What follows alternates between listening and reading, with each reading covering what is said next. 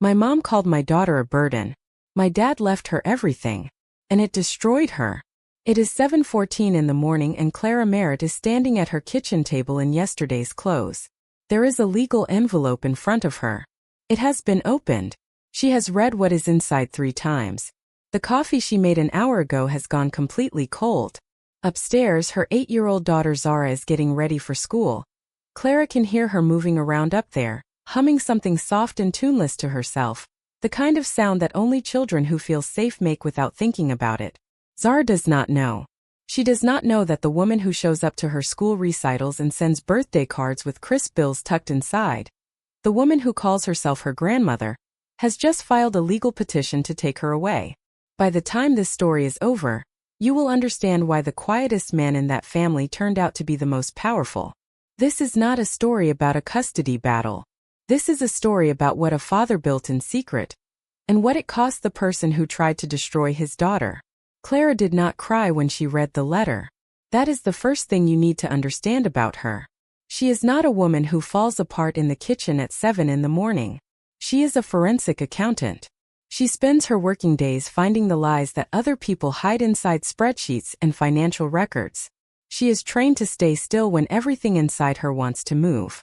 So she folded the letter carefully along its original crease. She put it in the kitchen drawer under the takeout menus and the spare batteries like it was something ordinary. Then she walked to the bottom of the stairs and called up, "Zara, breakfast is ready." She heard the humming stop, heard small feet on the floor above her, and she turned back to the kitchen and set 2 bowls on the table and kept her face completely still. Zara came downstairs the way she always did. School bag already on her back, locks loose around her face, 1 sock on and 1 sock somewhere upstairs where she had apparently decided it no longer needed to be. She dropped into her chair and pulled the cereal box toward her and started pouring without being asked. "I had a dream about Grandpa Elias," she said. Clara set the milk down in front of her. "Yeah. He was in the workshop." Zara poured milk with the focused concentration of someone performing surgery. "And the sawdust smelled like cinnamon. It doesn't actually smell like cinnamon in there, but in the dream it did." "What was he doing?" "Just working." Zara shrugged, the way children shrug when they have said the most important thing without knowing it. "Just being there." Elias had been gone for 14 months. Clara's father. Zara's grandfather, not by blood, but by every Saturday morning and every piece of sanded wood and every quiet moment that mattered more than paperwork ever could. He had died of a stroke that came without warning, the way the worst things always do. Zara reached into the front pocket of her school bag and checked something. A folded piece of paper, worn soft at the creases from being handled so many times. She touched it the way you touch something you are making sure is still there. Then zipped the pocket closed and went back to her cereal. Clara watched her. "What's that?" Clara asked. "Just something Grandpa gave me." Zara said it simply without looking up. "He said to keep it safe." Clara wanted to ask more. She did not. She filed it in the back of her mind in the quiet way she filed everything that she did not yet understand, carefully, where she could find it later. She drove Zara to school at 7:52. The route took them past the corner of Millbrook and 5th, where the light always ran long, and that morning a church van was idling in the right lane when they pulled up. White van, blue lettering. Covenant Grace Fellowship. Clara's hands tightened on the steering wheel. That was Marcella's church. The memory came the way those memories always come, without asking permission. 6 months ago, a birthday party for Clara's cousin, held at a house full of relatives and noise and too much food. Clara had been standing near the kitchen doorway when she saw it. Marcella crouched down to Zara's eye level near the back hallway, one hand light on Zara's shoulder, a smile on her face that was perfectly shaped and completely empty. "You know you're not really hers, sweetheart," Marcella had said. The voice was gentle. That was the thing that made it worse. "Not really." Zara had said nothing. She had simply turned and walked in the other direction, looking for Elias. She found him near the back door, standing with a cup of something warm, and she stood beside him without saying a word, and he put one arm around her shoulders and they stayed like that for a while. Clara had heard every word from across the room. She had stood very still, holding a glass she no longer wanted, and she had done nothing. She had told herself Zara hadn't understood. She had told herself it wasn't worth the scene. She had told herself she would handle it later. Later never came. And that silence had lived in her chest like a stone ever since. The light turned green. Clara drove. She sat in the school parking lot for 4 minutes after Zara went inside. She thought about her father. Elias Merrit had not been a man who talked a great deal. He built furniture in the workshop behind his house, chairs and bookshelves and small tables with careful joinery, and he had a way of making people feel seen without using many words to do it. When Zara first came into their lives, he had not asked questions about where she came from or what her history was. He had simply handed her a small block of wood and a square of sandpaper and showed her how to move with the grain instead of against it. That had been the first Saturday. They spent 5 more like it before he ever asked her name a second time. He already knew it. He just wanted her to feel like she was there because she wanted to be, not because someone had decided it for her.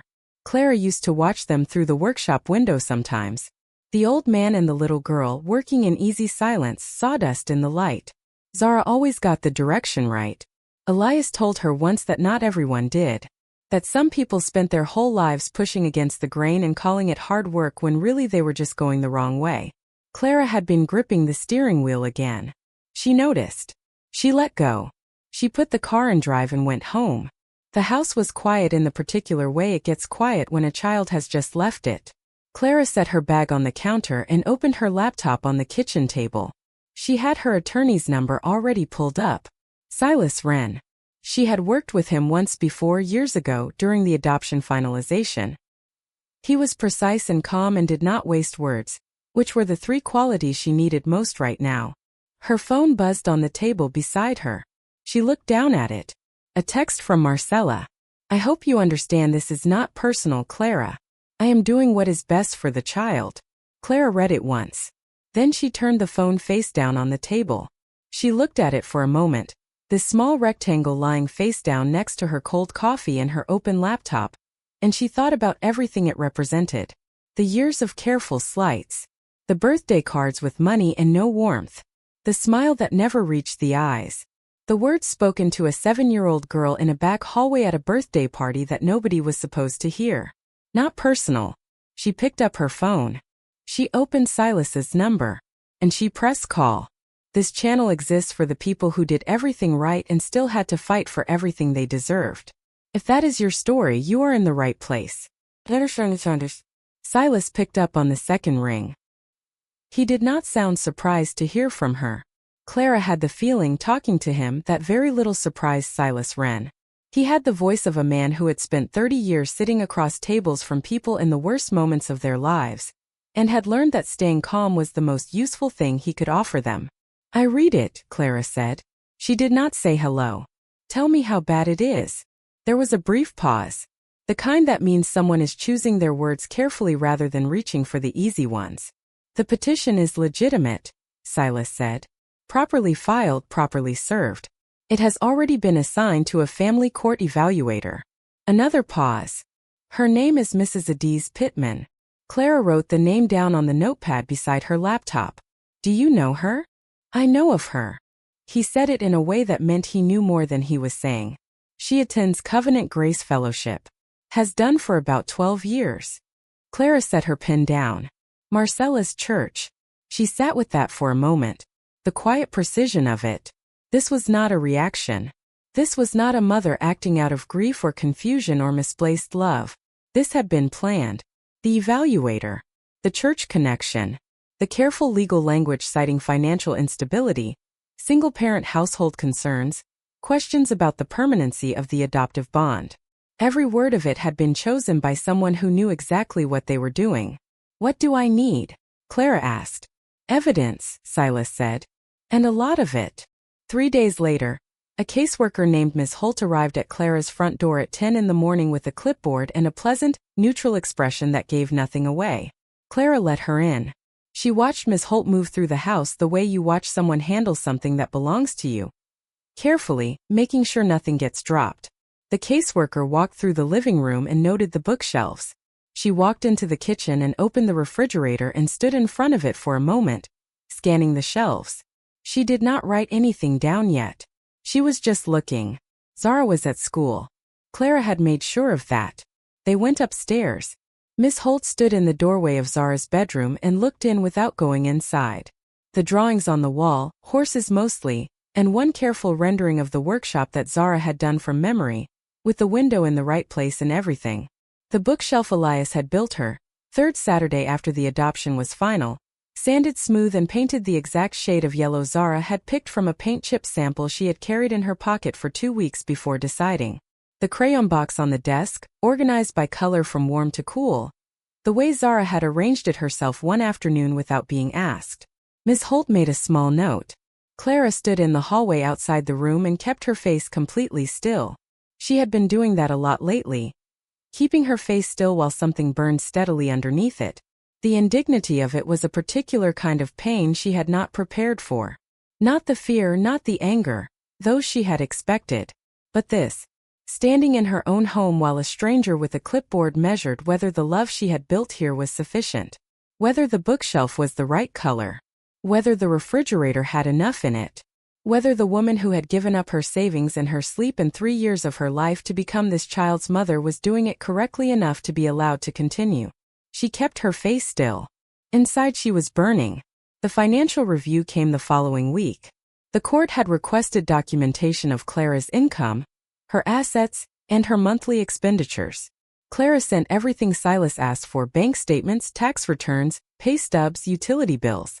She sat at her kitchen table in the evenings after Zara was in bed and scanned documents and organized folders and told herself this was just another audit. Just another set of numbers that needed to tell a coherent story. But she knew what the story looked like on paper. She had known it for years. The adoption had cost her nearly everything she had saved. Not because she had been careless, because adoption is expensive in the way that only people who have done it understand.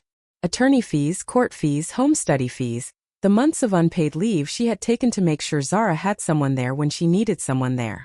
She was raising a child alone on a forensic accountant's salary. She drove a car that was 7 years old and had 94,000 miles on it. She cooked twice on Sundays, a full pot of something and a tray of something else, so there would be enough food through Wednesday without having to think about it. She was not irresponsible. She was not unstable. She was a single mother who had chosen her daughter over her savings account, and had never once regretted it. But Marcella's attorney had taken that choice and reframed it in language that made love look like liability. She used your love against you, Silas told her when they spoke that evening. He said it plainly without cushioning it. Every dollar you spent on Zara's adoption, every sacrifice you made. They filed it as evidence of financial risk. That's the argument. Clara was quiet for a moment. Then we unmake the argument, she said. She did not sleep well that week. She lay in the dark most nights running numbers in her head. Not because she was afraid of them, but because numbers were the thing she trusted most when everything else felt like it was shifting. It was on a Thursday night, 11 days after the petition arrived, that she heard Zara on the stairs. It was just past midnight. Clara was sitting at the kitchen table in the dark with a glass of water she hadn't drunk, going through documents she had already read twice. She heard the soft creak of the third step, the one that always announced itself, and then small feet on the kitchen floor, and then Zara was standing in the doorway in her oversized sleep shirt, her locks loose, squinting slightly in the way she did when she had just woken up and the world was still sorting itself out. She looked at Clara sitting alone in the dark. She padded over to the table without saying anything. She climbed into the chair beside Clara, the one closest to her, and leaned her head against Clara's arm. They sat like that for a while. The house was completely quiet around them. Then Zara said, in a voice so quiet it barely cleared the space between them, "Mama, are they going to take me away?" Clara felt the question land somewhere deep in her chest. She put her arms around her daughter, this child who had come into her life in a county social services office with one shoe on, holding a crayon she wasn't drawing with, and she held her the way you hold something you refuse to let go of. "No," Clara said. "I will not let that happen." Zara leaned into her and did not say anything else. Clara sat in the dark holding her daughter and the promise she had just made. And she did not yet know exactly how she was going to keep it. But she knew one thing clearly, with the particular clarity that only comes at midnight when everything unnecessary has fallen away, that she was going to find a way. Whatever it took. Whatever it cost. She was going to find a way. The evaluator's recommendation arrived on a Tuesday morning. Clara read it at her desk at work, door closed, phone on silent. She read it the way she read financial reports, straight through, no pausing, all the way to the end before she let herself respond to any of it.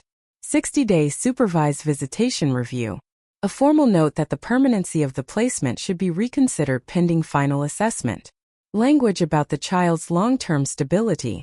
Language about the household's financial trajectory.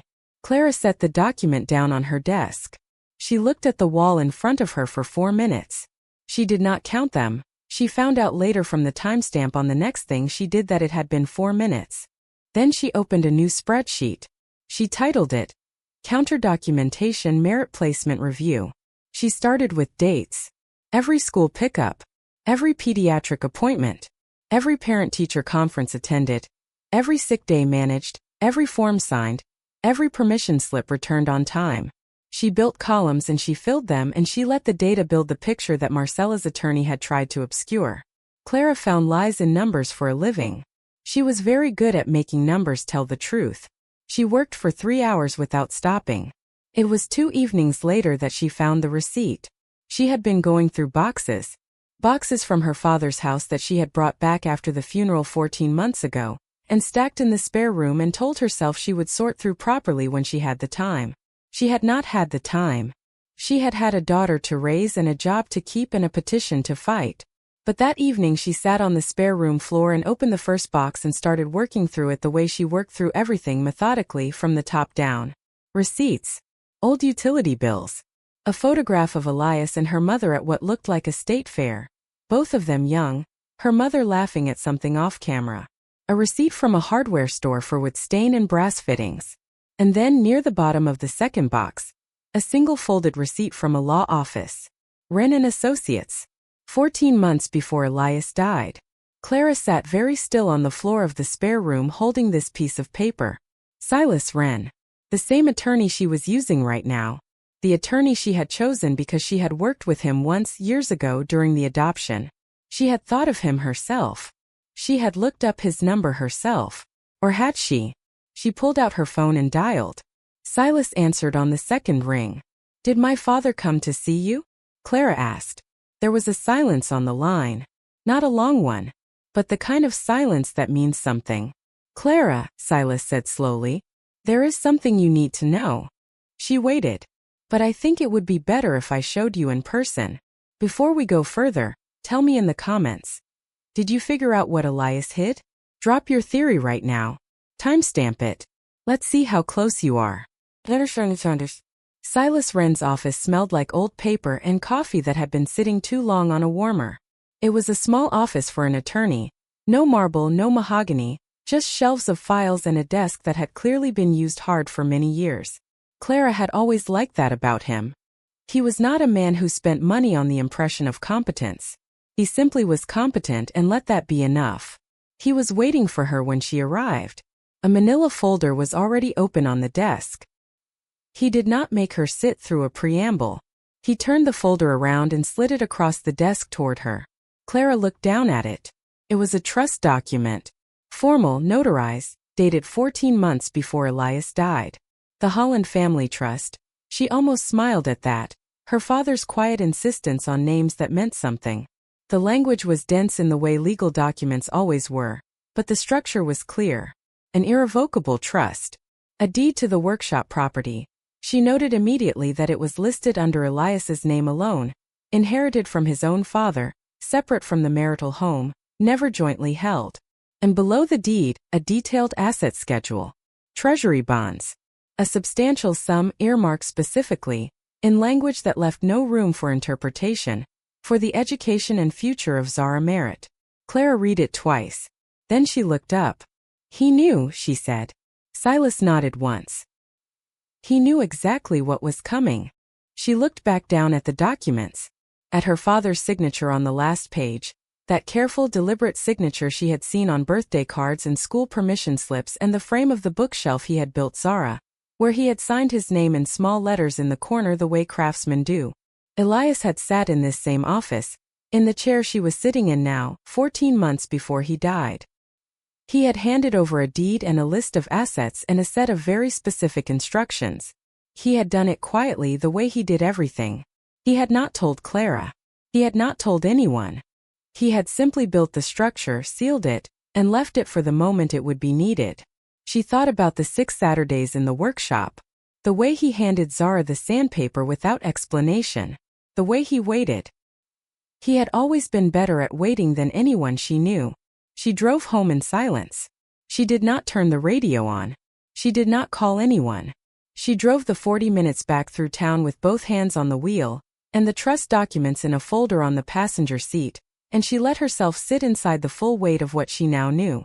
Her father had seen Marcella clearly for a long time. He had understood, perhaps before Clara did, that love and legality were the only 2 languages Marcella would ever fully respect, and he had chosen to speak both of them, in advance in writing, witnessed and notarized and sealed inside a law office on a Tuesday afternoon while the rest of the family went about their ordinary days completely unaware. She pulled into her driveway at 3:47. Zara's school bus came at 4:10. She sat in the car and waited. Zara came up the front path with her bag on her back, and her locks loose and an expression on her face that was harder to read than usual. Not sad exactly. Thoughtful. The way she got sometimes when something was sitting with her that she hadn't finished working through yet. She came inside and dropped her bag by the door and went to the kitchen and poured herself a glass of water and drank half of it standing at the counter. Clara watched her from the doorway. Then Zara set the glass down and turned around and looked at her mother with that direct, clear-eyed look she had. The one that sometimes made Clara feel like she was being read by someone much older than 8. She unzipped the front pocket of her school bag. She took out the folded piece of paper. She held it out to Clara. "I think now is when," she said. Clara crossed the kitchen and took it from her. She unfolded it carefully, following the worn creases. It was hand-drawn in pencil on plain paper, a diagram of the workshop, measured out in Elias's careful block lettering along the edges. The workbench on the left wall. The window above it. The storage shelving along the back right. And near the back left wall, marked in a small deliberate circle X. At the bottom of the page in Elias's handwriting for Zara. "When she's ready." Clara looked at her daughter. "Grandpa gave it to me before he got sick," Zara said. "He said it was mine to keep safe. He said someday someone would need it and I would know when." She paused. "I think I know when now." Clara had been carrying the weight of this fight for weeks. The petition, the caseworker, the financial review, the midnight kitchen, the evaluator's recommendation. She had been holding all of it with both hands, the way you hold something heavy when you refuse to put it down. Standing in her kitchen holding a hand-drawn map her dying father had given to his 8-year-old granddaughter for safekeeping, she felt something shift. Not relief yet. Something quieter than that. The specific feeling of a plan revealing itself. She folded the map back along its creases and held it carefully. "Okay, sweetheart," she said. "Go get started on your homework." She drove to the workshop the next morning before Zara woke up. She still had the key on her ring. She had kept it after the funeral without thinking much about it, the way you keep things that belong to someone you loved. The workshop was on the property behind her parents' house, a separate structure her grandfather had built in the 50s and Elias had maintained and improved over 40 years of Saturday mornings. The lock turned easily. The door swung inward. The smell hit her first. Pine and sawdust and something underneath it that she had never been able to name. The particular warmth of a space where someone has spent decades working with their hands. It was the same smell from Zara's dream. She understood now why Zara had said cinnamon. It was not exactly cinnamon, but it was something warm and specific and irreplaceable, and once you had known it you would recognize it anywhere. She stood in the doorway for a moment. Light came through the single window above the workbench in long pale strips. Tools hung on the wall in the order Elias always kept them. Everything was exactly as he had left it. She crossed to the back left wall. The map had marked a spot approximately 4 feet from the corner, at about waist height. She ran her hand along the boards. The second and third boards from the left were slightly different, older wood, different grain pattern, set just marginally apart from the boards on either side. She would not have noticed without knowing to look. She found the toolkit on the workbench and used a flat pry bar to work the boards loose carefully, the way Elias had taught her to work. Patient, no forcing, follow the grain. The boards came free. Behind them, in a shallow recess in the wall framing, was a flat metal box about the size of a hardcover book. It was sealed along the lid with dark wax, pressed smooth and even. Clara lifted it out with both hands. It was heavier than it looked. She carried it to the workbench and set it down under the window light. She broke the wax seal with the edge of the pry bar and opened the lid. Inside, the trust documents, a full copy, different from Silas's, with her father's handwritten annotations in the margins. A photograph, printed on plain paper, of Elias and Zara in this workshop, Zara with sawdust in her locks, holding up a small sanded block of wood, beaming at whoever was behind the camera. And 2 envelopes. Both sealed. Both written in Elias's block lettering. The first for Zara. The second, to whoever is standing in the way. Clara held both envelopes for a long time. She did not open them. Not yet. She sat down on the workshop floor, her back against the workbench in the sawdust, in the smell of pine and whatever else it was that lived in the wood of this place. She held the envelopes in her lap and she sat in the quiet her father had left behind him. Outside, a bird moved through the trees. The light through the window shifted slightly.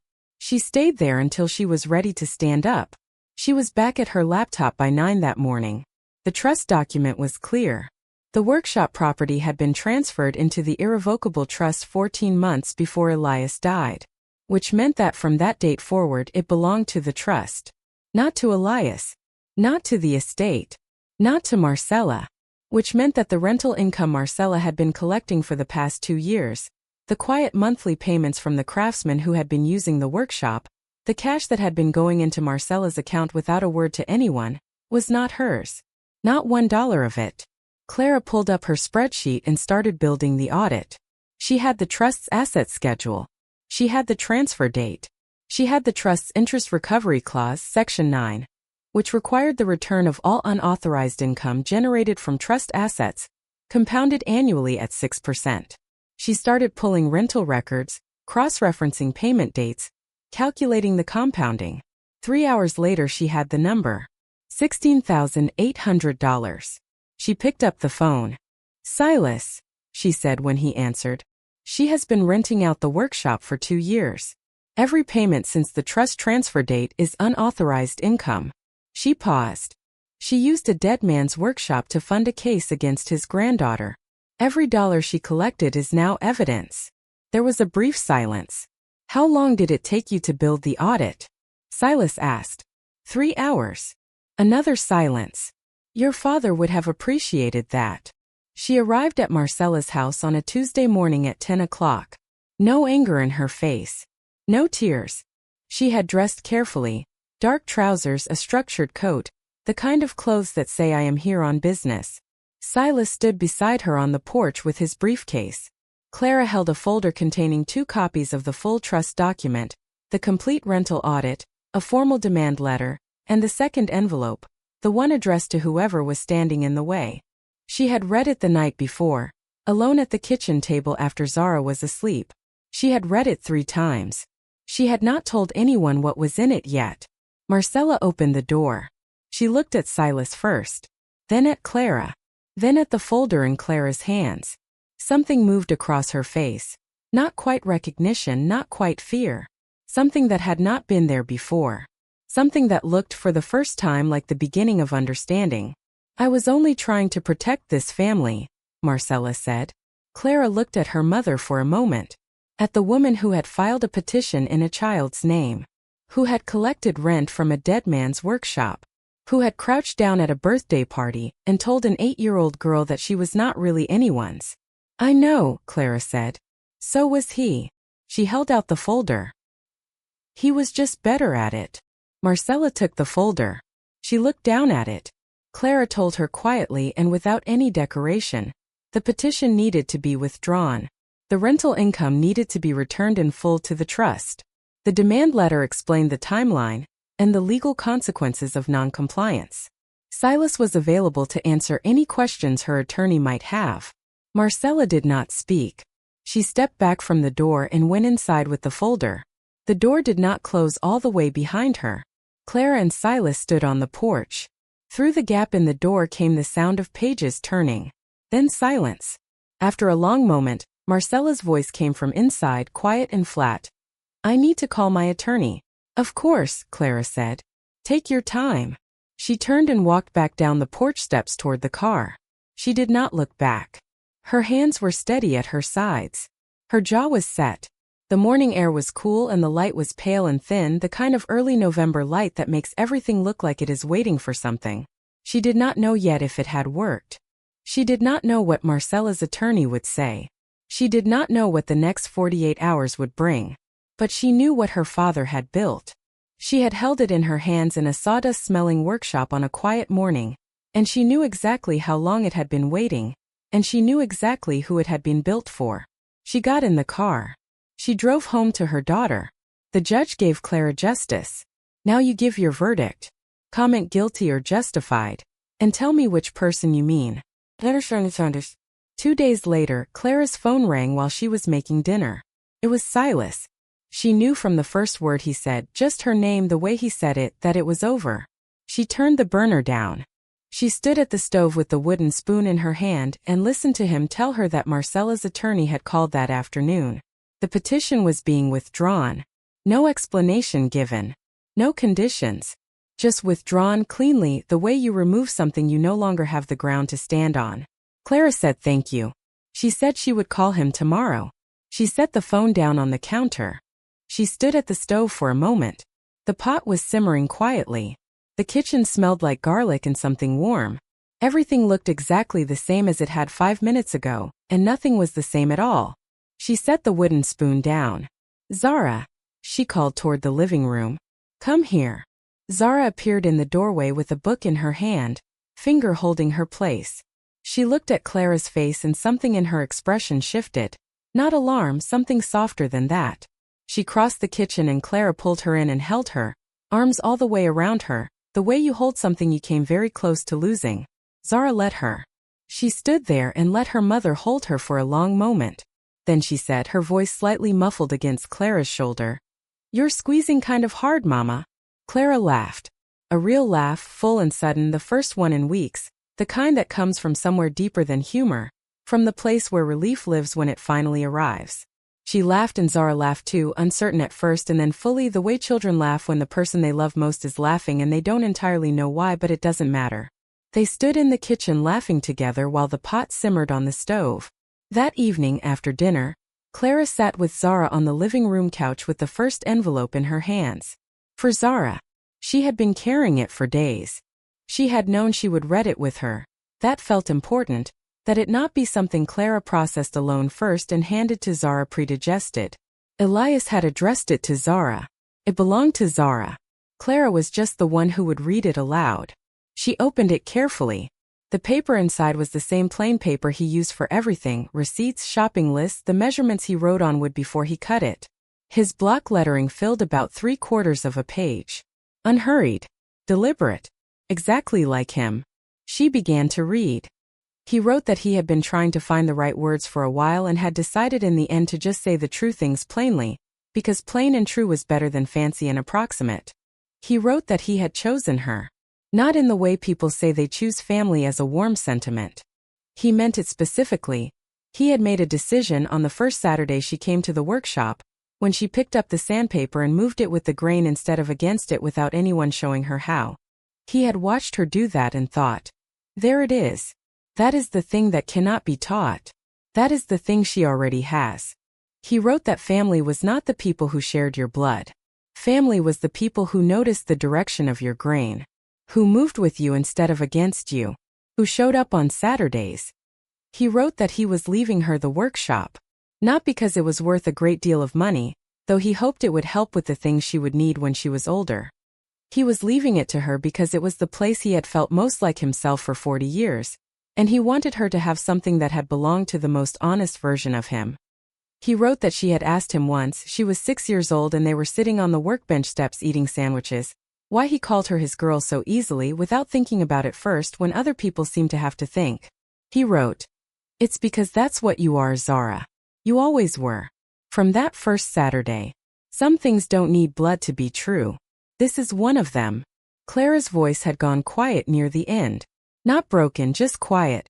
She folded the letter carefully along its creases and held it in her lap. The living room was very still.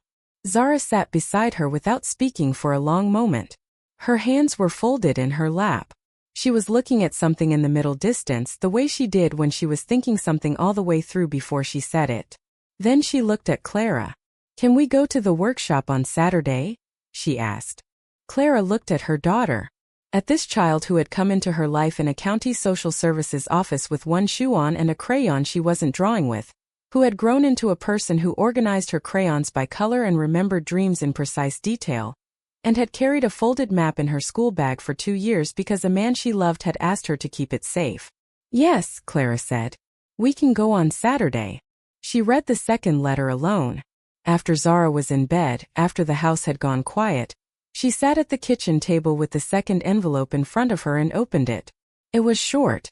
Elias had never been a man of many words, and he did not change that even here, at the end of everything he had to say. He wrote, "If you are reading this, you already lost. Not because of anything Clara did. Not because of any court. You lost the moment you looked at that little girl and saw a problem instead of a person." He wrote, "I hope someday you understand what you missed. She was the best thing that ever walked into my workshop." That was all. Clara sat with it for a while. She thought about her father. A quiet man with sawdust on his hands and a way of making people feel chosen without making a production of it. She thought about what it had cost him to sit in Silas's office and sign those documents and seal that box and hand a folded map to a 6-year-old girl and trust that the right moment would come. She thought about how he had done all of it without telling anyone, without asking for credit, without needing to be in the room when it finally mattered. She folded the letter carefully. She put it back in the metal box beside the photograph of him and Zara in the workshop, Zara holding up a sanded block of wood and beaming, sawdust in her locks. She closed the lid. The rental audit was enforced through the trust the following month. Marcella paid the full $16,800. Every dollar of it was redirected into Zara's education trust, where it joined the treasury bonds Elias had set aside years before.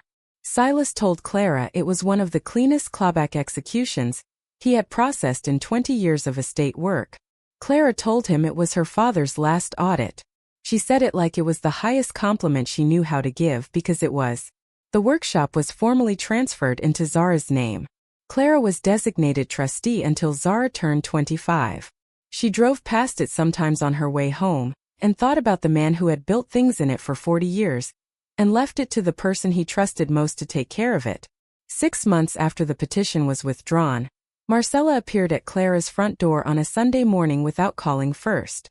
She stood on the porch in her church clothes. She looked older than Clara remembered, or maybe just smaller. She did not offer an explanation for anything. She said only that she would like to take Zara to church if Zara was willing. Not as a grandmother with a claim, just as a woman who was trying. Clara said nothing. She opened the door wider and turned toward the hallway. "Zara," she called. "Someone here to see you." Zara came to the door and looked at Marcella. She stood there for a long moment with the particular stillness she had when she was reading a situation all the way to the end before she decided anything. Then she said, "Okay. But I'm not wearing the scratchy dress." Something moved across Marcella's face. Not quite a smile. The beginning of one, maybe. The possibility of one. It was the most human she had looked in as long as Clara could remember. They went to the workshop that Saturday. The light came through the single window in long warm strips the way it always did in the morning, falling across the workbench and the floor in pale gold. The tools hung on the wall in the order Elias had always kept them. Everything smelled the way it always smelled. Pine and sawdust and that other thing underneath it that was warm and specific and impossible to name exactly. Zara found a small block of wood on the workbench shelf, leftover from something, sanded partway and then set aside. She pulled a square of sandpaper from the drawer and sat on the low stool Elias had built for her on the 4th Saturday, the one sized exactly right so her feet reached the floor. She began to sand. Slow even strokes. Moving with the grain. Clara stood near the door and watched her. She thought about her father. About a man who built furniture and spoke mostly in gestures and who had, without telling anyone, built something far more important than furniture in this room. He had built a fortress. He had built it plank by plank over years, out of legal documents and hand-drawn maps and 2 letters and a lifetime of Saturday mornings, and he had built it around a little girl before the little girl even knew she would need it. Before anyone knew. That was who he was. That was the direction of his grain. Zara looked up briefly, then back down at the wood in her hands. Grandpa Elias was right, she said without looking up. It does smell like cinnamon in here. Clara did not answer. She crossed to the workbench and picked up a square of sandpaper from the drawer, and pulled the other stool close and sat down beside her daughter. She found a piece of wood and set it in her lap and began to sand. They worked in silence in the warm light, the two of them moving with the grain. If you watched this entire video, you didn't do it for entertainment. You did it because some part of this story already knew your name. Whatever you are carrying right now, you are further along than you think. Keep going. And if this story moved you, hit like so someone else who needs it finds it today.